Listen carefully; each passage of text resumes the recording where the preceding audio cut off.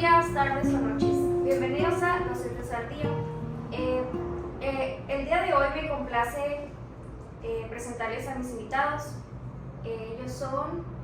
Hola, mucho gusto. Me llamo Yanis Arcelia López Duarte y soy estudiante del Centro Regional de Educación Normal Rafael Ramírez Castañeda. Yo soy Elisa Rosalba López Borbón, al igual que Yanis, somos de la misma institución. Mucho gusto. Igual, mucho gusto. Yo soy Manuel Ignacio Acosta Sator, igual del Centro Regional de Educación Normal. Actualmente cursamos el cuarto semestre. Pues bienvenidos, chicos. Es un placer tenerlos aquí.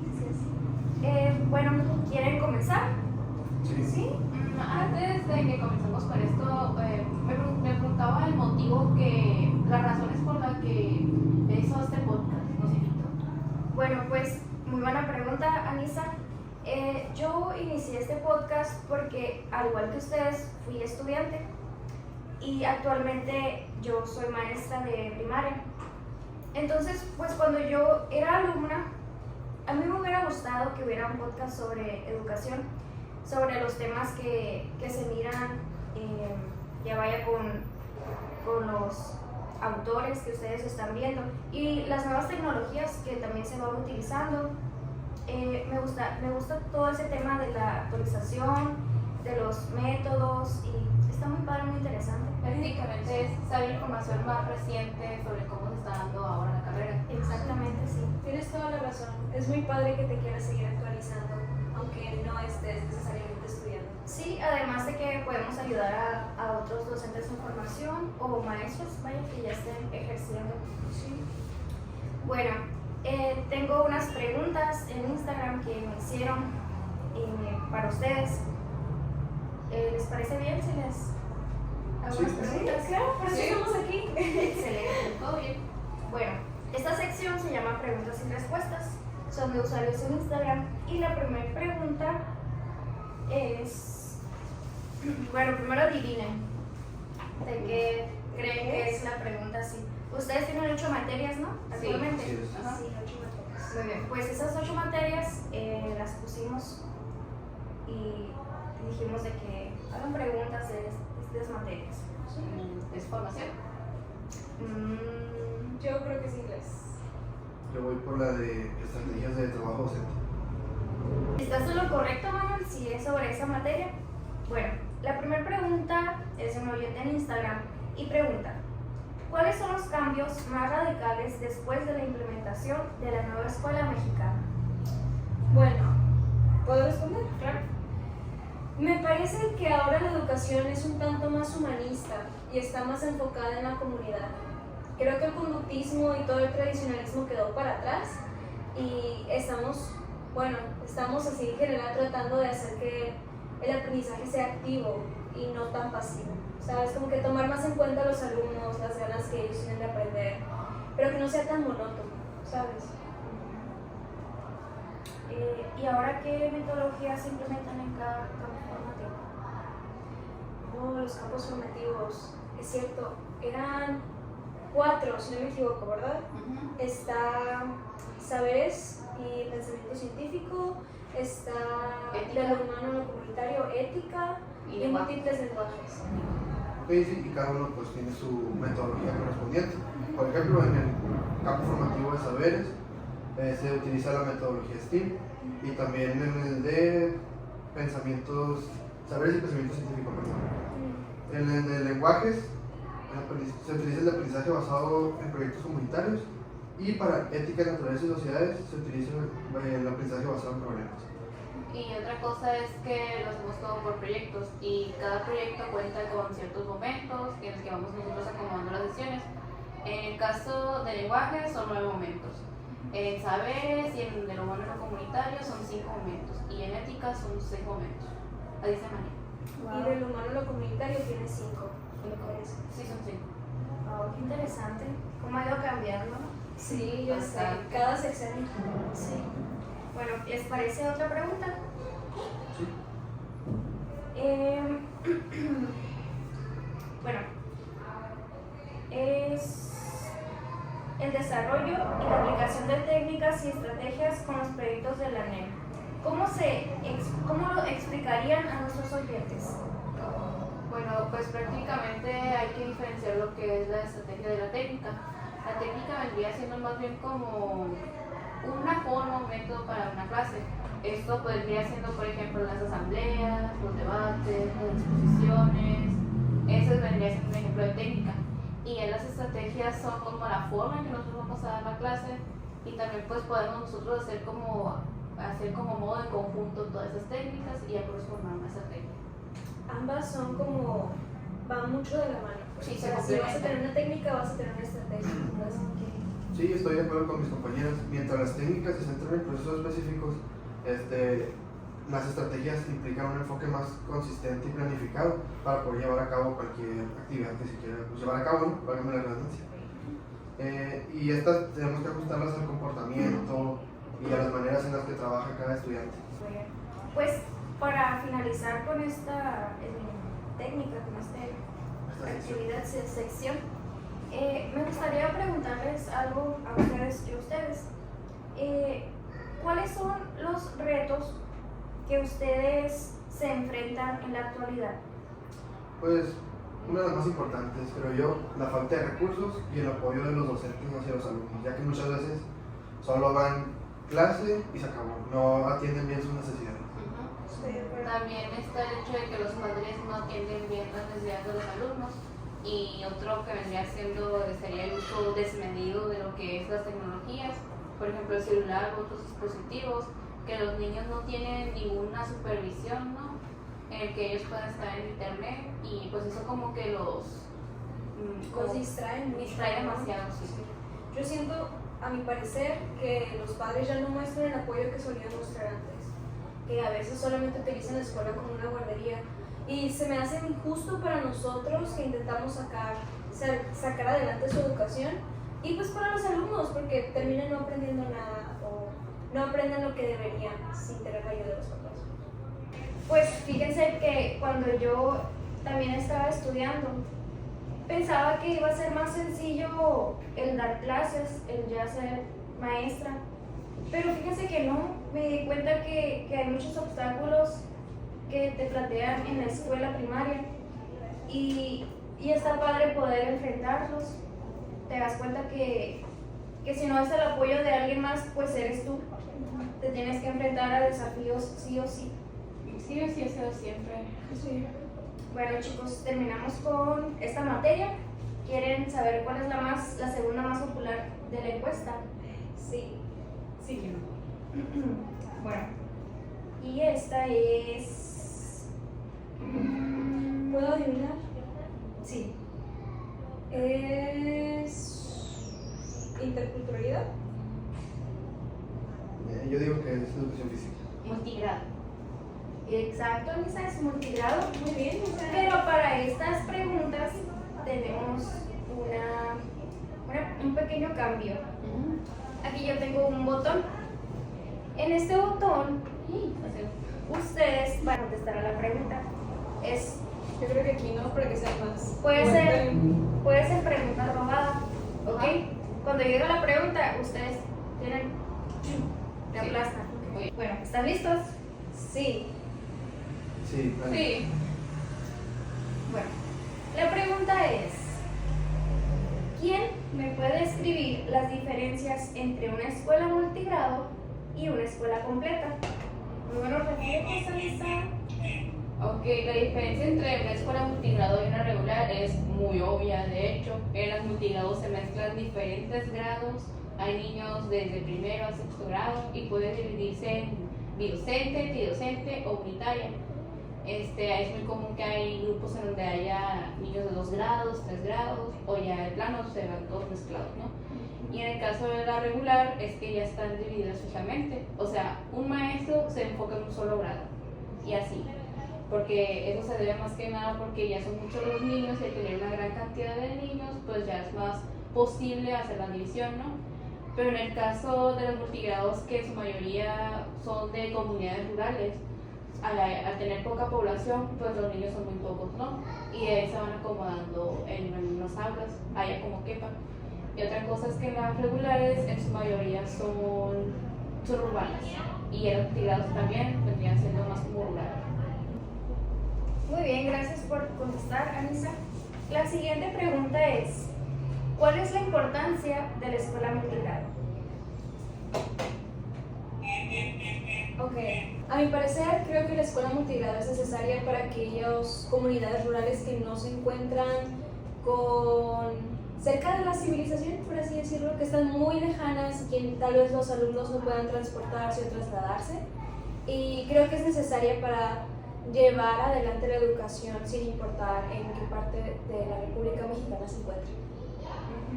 A ver, tengo entendido que ustedes fueron a practicar en el multigrado, ¿verdad? Así es. Sí, así es. Entonces, aquí viene una siguiente pregunta. ¿Cómo fueron sus experiencias en la escuela multigrado? Bueno, yo quiero contar primero. Pues para empezar, bueno, para empezar, fui a practicar al ejido Francisco Sarabia, ubicado más o menos a 1:40 de aquí de Navajo. Al llegar, lo primero que me pude percatar es que es un ejido bastante pequeño y ya estando dentro de la escuela, pude notar que no cuenta con tantos alumnos, ya que solamente había 11 de los grados de cuarto a sexto y 6 de primero a tercero. En mi caso me tocó trabajar con los niños de primero a tercero. Al ser poquitos, pues vi que todos tenían un buen nivel de educación, ya que hasta el de primer grado sabía leer y escribir. Eso me llamó mucho la atención, que estaban ya totalmente alfabetizados. El trabajo que fuimos a presentar con ellos se me hizo la verdad bastante fácil, porque como comenté ahorita, son poquitos y tienen buen nivel, ya que lo pudimos llevar a cabo en menos de 40 minutos por cada actividad presentada, y se presentaban dos actividades, una enfocada en el español y otra en las matemáticas. Y la comunidad, pues como comenté, es bastante pequeña, pero bastante tranquila a la vez. También puedo notar que en la escuela se ve que está un poco cuidada, pero a la vez un poco descuidada. Solamente se le da mantenimiento a las aulas que se usan. Y los docentes de esa escuela nos comentaron que antes era una escuela completa, solo que como las familias se fueron yendo, se fue deteriorando, y cada vez menos alumnos. A mí me gustaría mencionar algo. En mi escuela había un comedor y las comidas eran calientes. Y eso a mí nunca antes me había tocado, porque la directora era bidocente de la escuela, entonces igual que Nacho.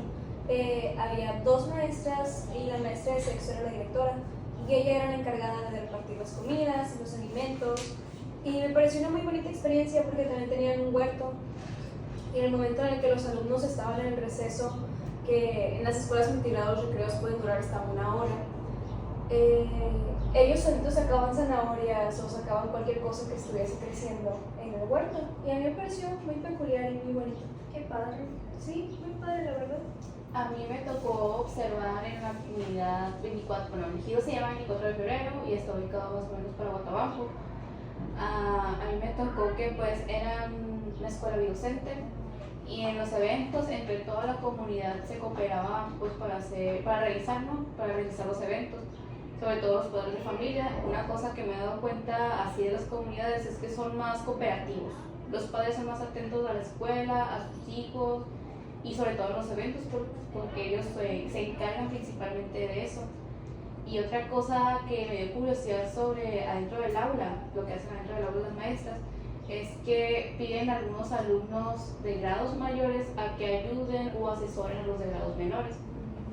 De esa forma a las maestras se les hace también fácil y pues mucho más, ¿cómo podría decirse?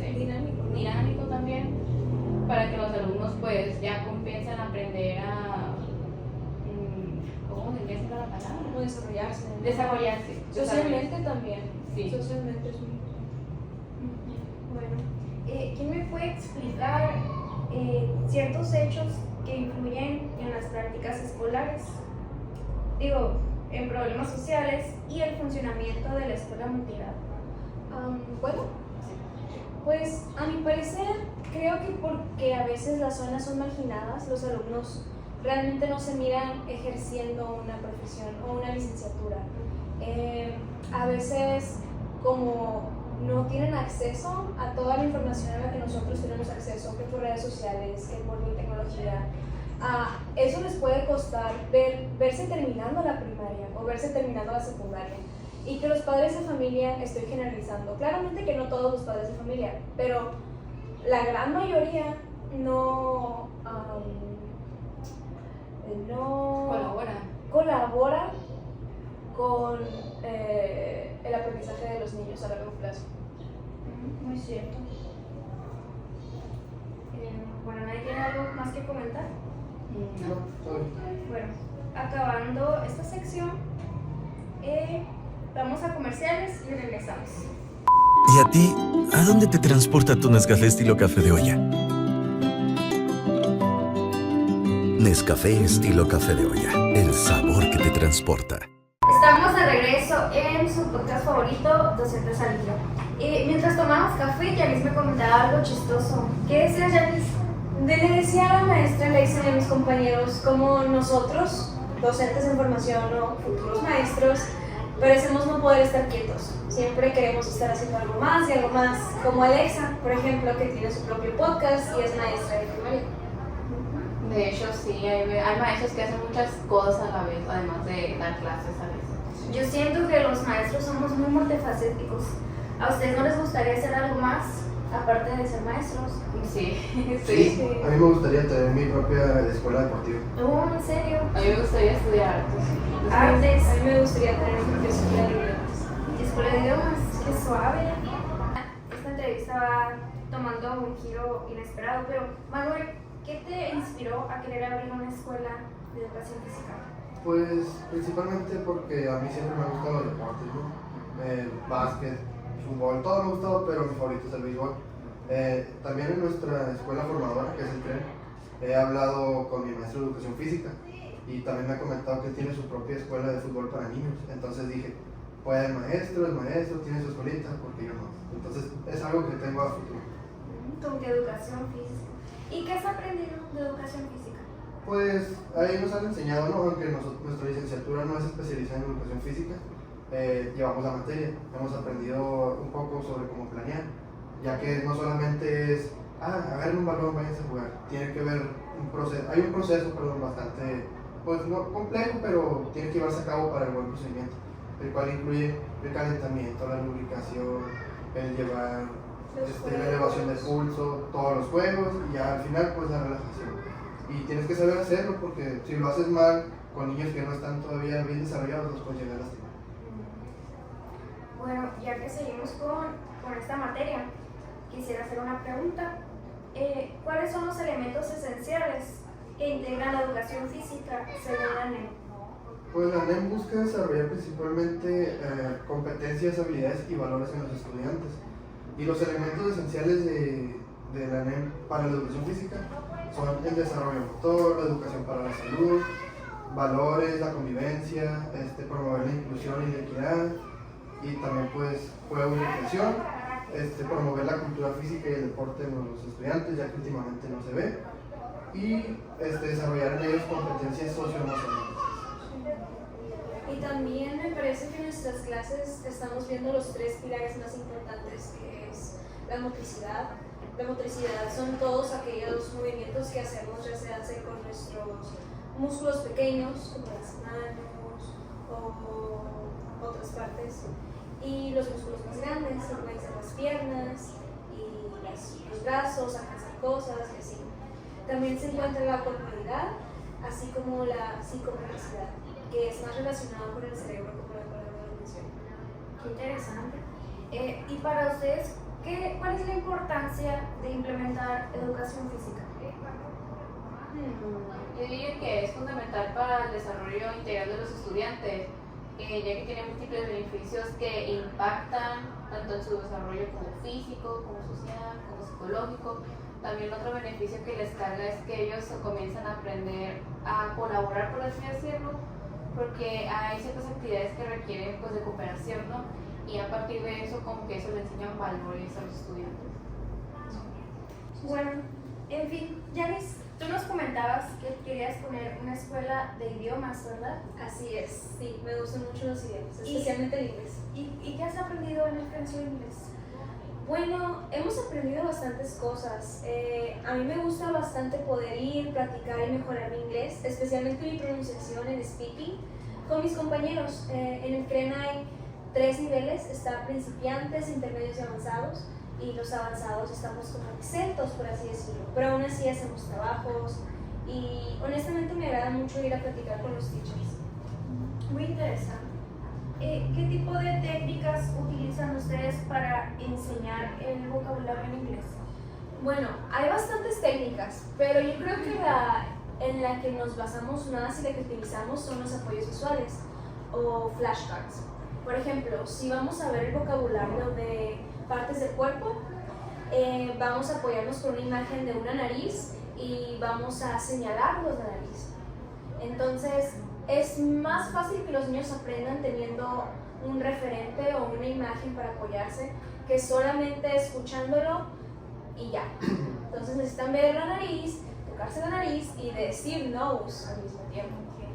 Sí, también está el otro método que es el TPR, que básicamente es crear un movimiento, una acción y relacionarlo con la parte, por ejemplo, si hablamos sobre el cuerpo, creamos el movimiento y nos señalamos, no sé, el brazo y decimos, arm, nose, igual como comentaba Yanis. Básicamente puedes hacer TPR, asignarle una acción o un movimiento a lo que queramos enseñar.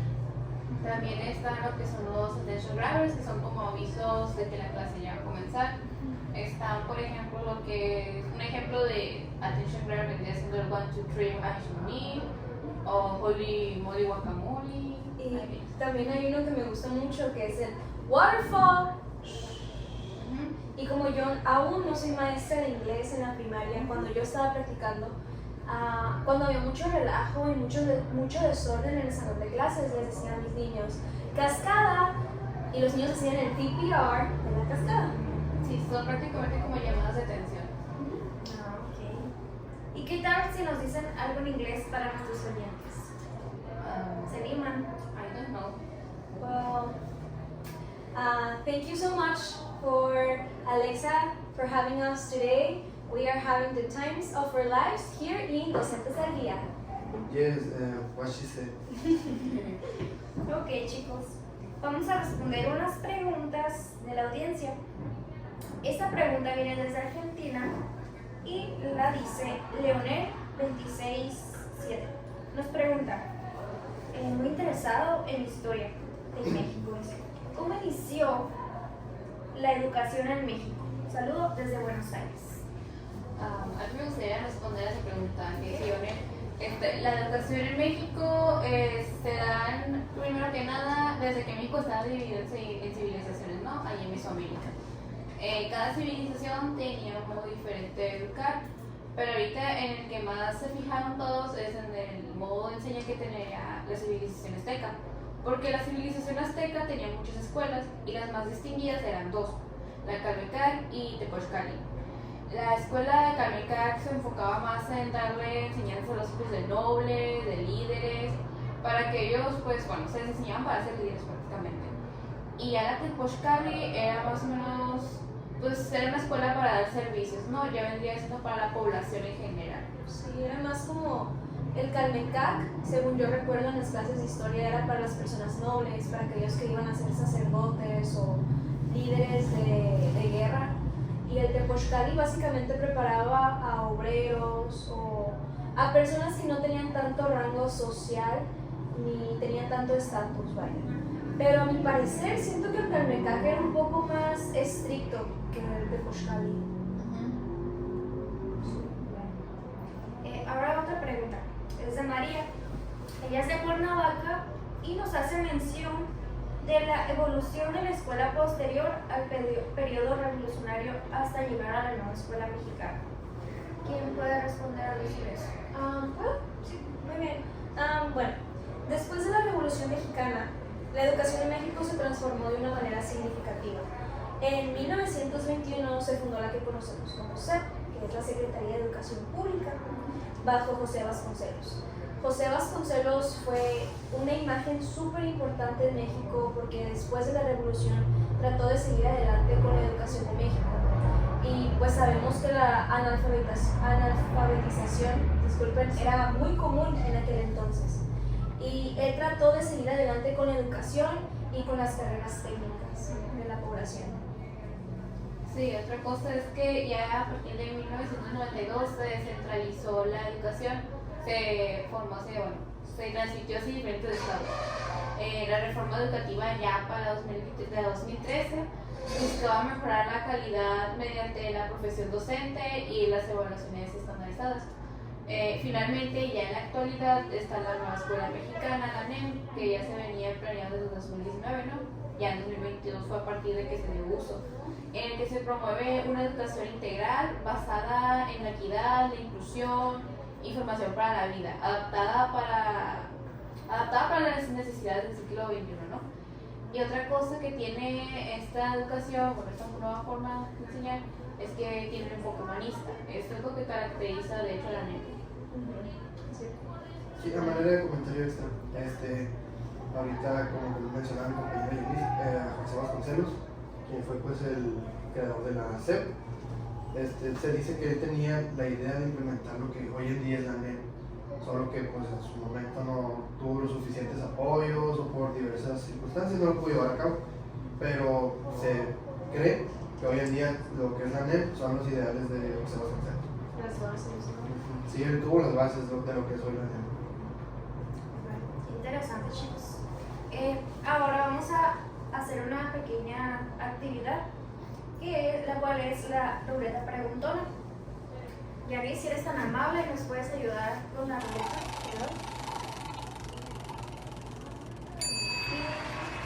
Música en la educación. Bueno, la pregunta es, ¿cómo influye la música en las emociones? A mí me gustaría responder esa pregunta. Okay. En general, la música siempre ha estado ligada con el ser humano desde tiempos inmemoriales, ¿no? Ya nuestros primeros antepasados empleaban lo que eran los sonidos y los elementos sonoros a modo de supervivencia y comunicación. De hecho, según Darwin, en El origen de las especies, un libro muy famoso, de hecho, se nos dice que se utilizaba de lo que eran sonidos o patrones de sonidos para emitir una comunicación, ¿no? Estudios neurocientíficos también demuestran que la música tiene la capacidad de cambiar los estados de ánimo para las personas, ¿no? Sí. ¿Puedo opinar al respecto? Sí. Es algo similar como cuando si te sientes triste, ¿qué tipo de música vas a escuchar? Triste. Si te sientes feliz, si te sientes melancólico, siempre nosotros como seres humanos adaptativos y que estamos en constante evolución, vamos a buscar una forma de seguir adelante con esas emociones y tal vez procesarlas. Entonces la música nos ayuda bastante en eso. Sí. Y también hay varios estudios neurocientíficos que hablan sobre cómo la música puede afectar de forma positiva o de forma negativa. Pues la música al final de cuentas son sonidos, ¿no? Entonces, dependiendo mucho del tipo de sonido que sea, puede activar un hemisferio en nuestro cerebro. Entonces eso me parece súper interesante. Sí, puede ir relacionado. Sí, es dependiendo de cómo la percibe la persona, de hecho. Sí. Bueno, ¿les parece si volvemos a quitar la ruleta? ¿Para otra pregunta?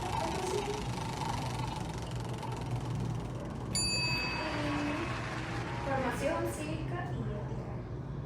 Bueno, una pregunta sobre eso sería, ¿qué aporta la formación cívica y ética en la escuela primaria? Me gustaría responder otra vez.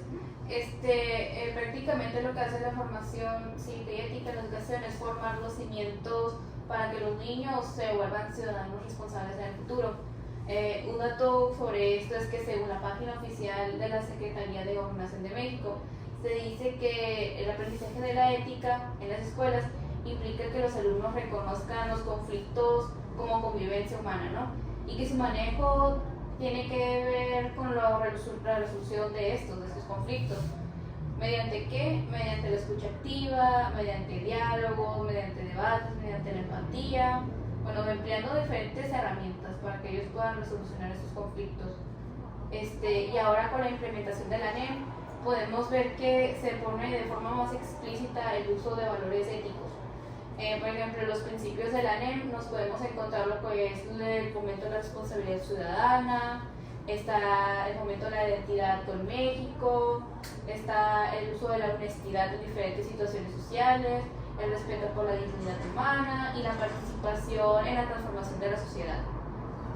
Me gustaría opinar algo respecto a eso. El pensamiento crítico es uno de los ejes articuladores que estamos viendo en la NEM. Y creo que el pensamiento crítico y la resolución de conflictos es algo sumamente importante de enseñar para los alumnos. Y es algo que los adultos deben de aprender también, porque Es muy fácil para nosotros juzgar a un alumno y regañarlos por su comportamiento o por su lenguaje, cuando en realidad tal vez en su casa les hablen de una forma grosera. Entonces tenemos que ver un poquito más allá.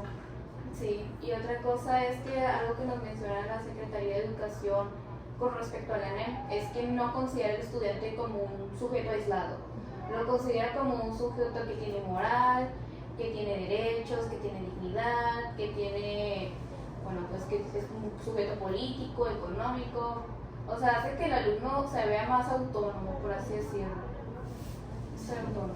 Sí, ahora también lo que es el nuevo plan, la nueva escuela mexicana, se ve que está un poco más propuesta, o sea, que se propone que se vea un poco más lo que es la ética, ya que como ahora ya no tenemos materias como tal, estas mismas van implícitas dentro de los campos formativos.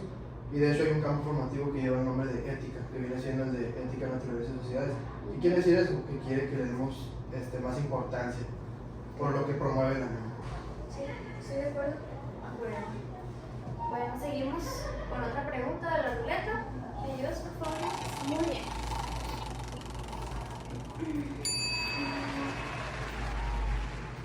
De música, otra vez. Bueno, una pregunta de música. ¿Qué actividades usarías didácticamente con la música? Me gustaría responder. Ya si relacionamos lo que es la música con la educación, nos sirve más que nada como una herramienta fundamental para hacer que las clases sean más dinámicas, ¿no? Nos sirve como una herramienta para esto. Algunas actividades que se pueden aplicar dentro de las aulas con relación a esto podría ser el seguimiento de ritmos. Un ejemplo vendría siendo como las actividades rítmicas, ¿no? De que ellos con los movimientos corporales vayan imitando o vayan siguiendo el ritmo de la canción. Como repercusión, ¿no? Sí. Que tocarte aquí o... Ajá, eso sirve mucho para la activación física, de hecho. También puede ser el crear sonidos mediante instrumentos que son reciclados. También están las actividades con relación al canto y a la entonación de la voz. Y también está el uso, bueno, la creación de melodías o el uso de melodías para plasmar un tema.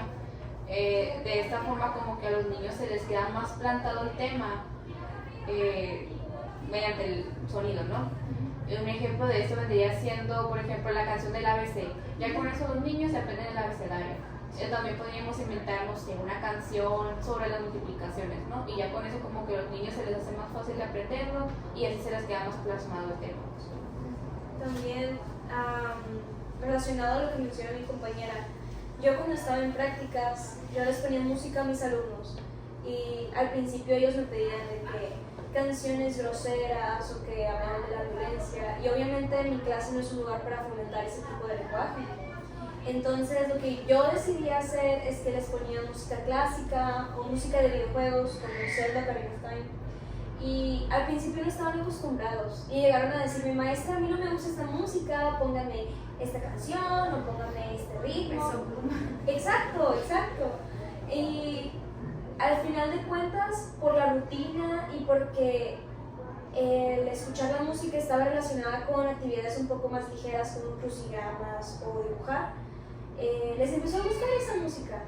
Y me di cuenta de que el entorno de la clase y el ambiente se relajaba por completo. Ya me dejaban de pelear, me dejaban de gritar y la plática era muchísimo más silenciosa. Entonces me parece muy beneficioso usar la música a nuestro favor. Dato curioso, yo implemento esa estrategia. ¿Sí? Ponerles música para relajarnos y funciona. Sí, es muy buena estrategia. Bueno, vamos a girar de nuevo la ruleta.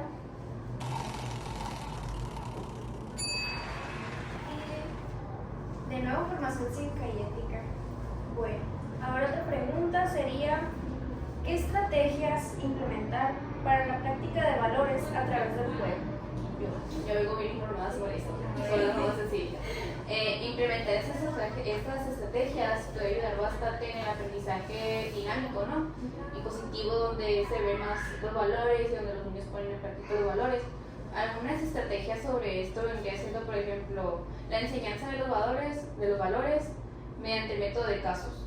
También está la enseñanza de los valores mediante lecturas y narraciones seleccionadas. También está a partir de consignas, la enseñanza de valores mediante el juego y el trabajo en equipo, etcétera, ¿no? Y ya como juego podríamos utilizar lo que son los juegos de roles, juegos deportivos, juegos de simulación, etcétera, ¿no? Pero son los más usados, ¿no? De esta forma, para que los niños se pongan en los zapatos, ¿no? De la situación en la que queremos nosotros como que simular, por así decirlo. Y ya para que los niños, en vez de que sigan viendo lo teórico, lo pongan en práctica. Porque en ética es muy común de que los niños les digan, ay, esto es ética, les ponen por información de lo que es, pero no lo ponen en práctica. Es lo que se busca. Exacto. Y ya pues se utilizan los juegos, ¿no? Para que lo pongan en práctica. Chicos, ya estamos llegando a la parte final del podcast y nos queda solamente una materia por abordar, de las cuales hay 3 preguntas. Esta materia es interculturalidad crítica e inclusión. Y para eso vamos a contestar tocando el botón. ¿Están de acuerdo? Aquí no hay tiempo límite, ustedes pueden hablar lo que quieran. Muy bien. Bueno, la primera pregunta es: ¿qué características de accesibilidad tienen en la realidad actual los espacios físicos escolares para las y los aprendientes? ¿Y qué características deberían tener? Pues actualmente no se cuenta en la mayoría de las escuelas con las suficientes características para atender a alumnos de diversas capacidades, vamos a llamarle, ¿no? Como es el ejemplo, muchas escuelas no cuentan con rampas para niños que no pueden caminar, o sea, que andan en silla de ruedas. Tampoco cuentan con mesabancos para zurdos, vamos a llamarlo. Cuando estoy practicando tengo varios alumnos que son zurdos y no hay mesabancos, batallan para escribir, acomodarse. Y siento yo que pues, hoy en día se cuenta con bastantes apoyos y deberían de dar una prioridad a eso. Y pues esas son las características que considero yo deberían de tener las escuelas: rampas, mesabancos y también maestros especializados en sus discapacidades, vamos a llamarlo. Su currículum. Ajá. Bueno. Pues, pues no todas las escuelas cuentan con maestros USAER, que pues son los que se especializan en esos niños. También siento que debería haber más maestros USAER.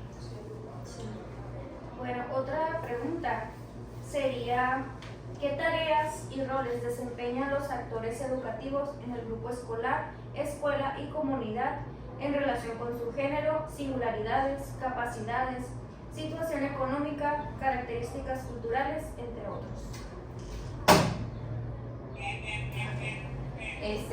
Los actores educativos desempeñan una variedad de roles en lo que es el entorno escolar y comunitario, ¿no? Y todos están influenciados por sus capacidades.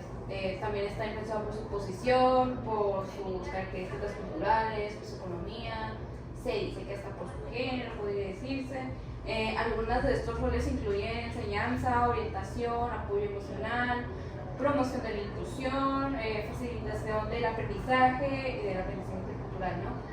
Y todo esto que está en colaboración de familias también. ¿Qué más podría añadirle? Para que así asegurar un entorno educativo, ¿no? Inclusivo. Sí, equitativo, y también que sea enriquecedor para todos los actores sociales que conforman la escuela. Bueno, Sí, estoy de acuerdo. última pregunta y terminamos. Dice: ¿de qué formas se atiende la diversidad cultural en las y los educandos que conforman el grupo escolar para garantizar su aprendizaje y participación con equidad?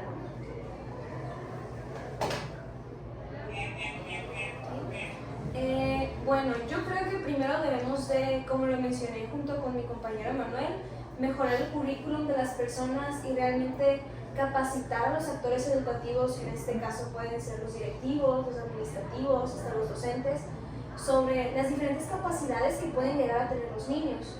Esto incluyendo las estrategias pedagógicas, porque hay bastantes. Y yo creo que hay niños con diversas capacidades que podemos utilizar todo su potencial.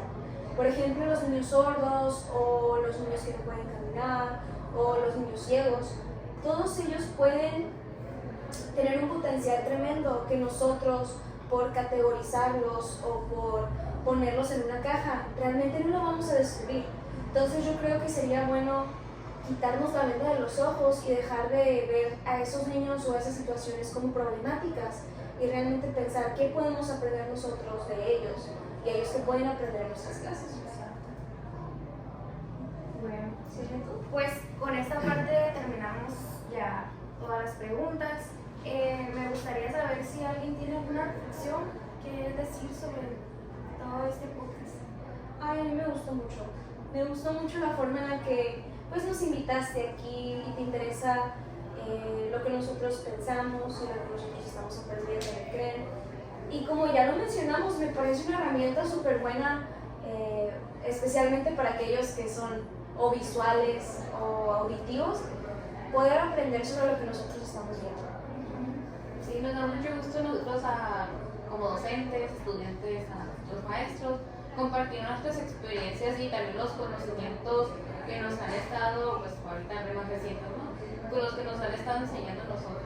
Y pues yo opino que uno como maestro no deja de aprender. Así es, y pues también, como decía mi compañera Yanis, me parece importante tener este tipo de materiales para el aprendizaje de diferentes docentes, así como para personas que aún no saben lo que quieren estudiar, esto ayuda a que tengan una idea de lo que se van a enfrentar y así saber si van a entrar o no. Y pues por el apoyo de la tecnología, no sea más que esto, también es una manera de decir, la tecnología es buena para esto y está presente en este ámbito también.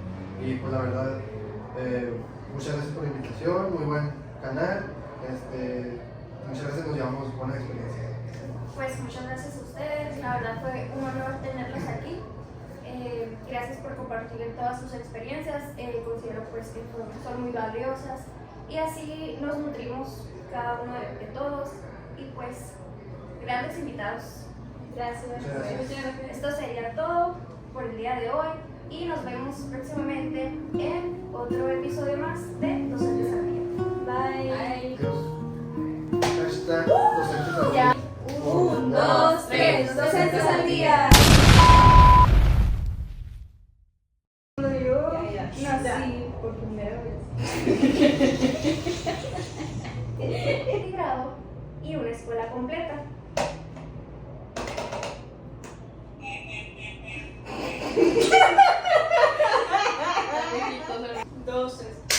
Chicos, ya estamos llegando a la parte final del podcast. Solamente nos queda una materia por abordar y esta es intercultural crítico. Estamos llegando a la parte final del podcast y solamente nos quedan 3 preguntas. Es de la materia interculturalismo.